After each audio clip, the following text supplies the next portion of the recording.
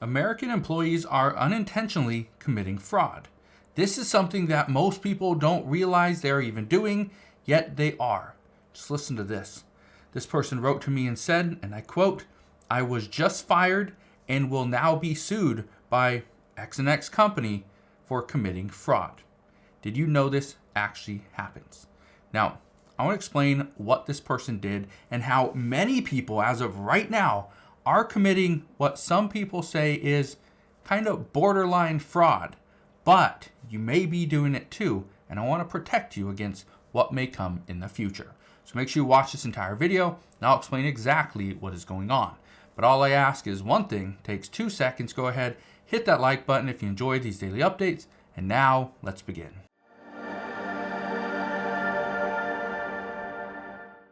So how are employees unintentionally committing fraud? Well, I'm going to get to that in just a moment. But I first want to touch on some of these things. Look at this story right here.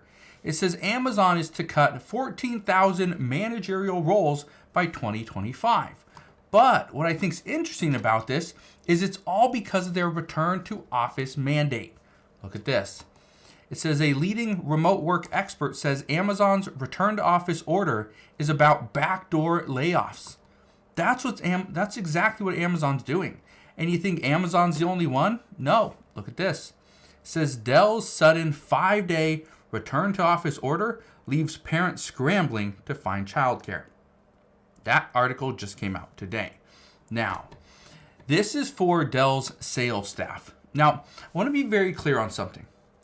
Right now, people are being told, required to come back to work in the office. Well, some can, some can't. And I've talked about this for the past few months, that many people moved out of the major cities. Now they're forced to move back in or stay within a certain area of the office, because if you drive 3 hours to get to work and 3 hours back home, you spend 6 hours on the road, you spend 8 hours at the office, that's 14 hours right there. You only have 10 hours left. If you have 8 hours of sleeping, that means 2 hours to spend with your spouse, your kids, do things you love, go hunting, watch different sports, all that stuff. That's not enough time. Now, here's where things get very interesting.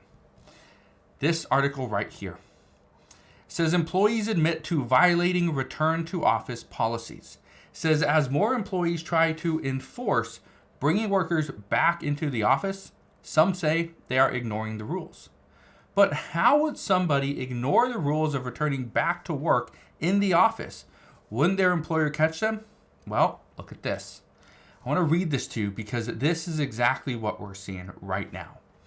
It says right here, a new survey from resumebuilder.com found 1 in 5 workers admit they are not following their employer's return to office policies, with some acknowledging that they leave early or even solicit a colleague to swipe or sign them in during their absence. And the most common policy violators are those who work a hybrid schedule.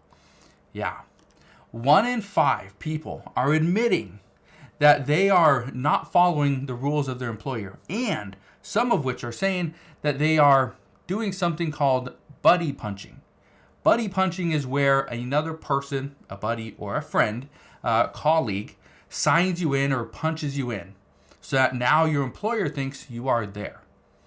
Well, according to reports, this is kind of borderline fraud. And the reason why it's fraud is because you are knowingly doing something that is costing another person, or in this case, your employer, money. Right? You're knowingly doing this, something that you know is wrong. Now, with that said, more and more Americans are opting for buddy punching. Okay, finding a way to clock in without actually being there. This is causing more employers to go one step further. And not only do you need to be in the office, you have to sign in for certain meetings. You have to be on the computer at certain times during the day, which means at your desk, at your computer, there has to be movement, which means a buddy can't be working at their station and be working at your workstation at the exact same time. Somebody just sent me an email just recently talking about how they were let go. And they were not let go because they were the ones that were, actually staying at home when they're supposed to be at work, right? They weren't the one working from home. They were the one that was clocking in their friend. And their friend wasn't clocking in, or they weren't clocking in their friend every single day. No, that person only needed to be in the office 4 days out of the 5 days. Now, so they did get 1 day to work from home. But what they were doing was the person had a 2.5-hour drive into the city.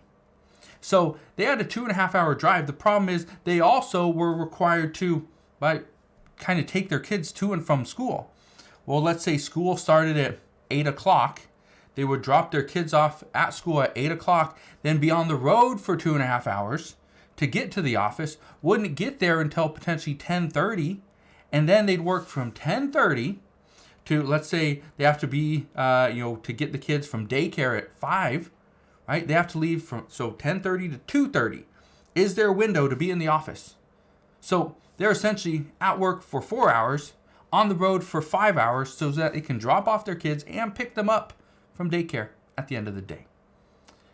That is why that person was let go, because they were clocking in their friend who was having to stay at home or in the area to take their kids to school, pick them up from daycare, but yet they had to be in the office 2.5 hours away in the big city. Yeah, we are seeing more and more of this. But what's interesting is most people don't realize they are unintentionally committing some form of fraud. Now, here's where things get very interesting.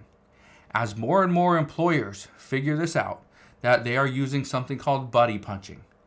They are trying to figure out a way to manipulate the system.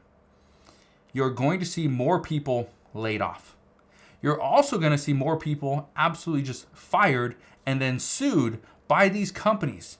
And these companies are going to spend a lot of money to determine who is actually doing this. And guess what?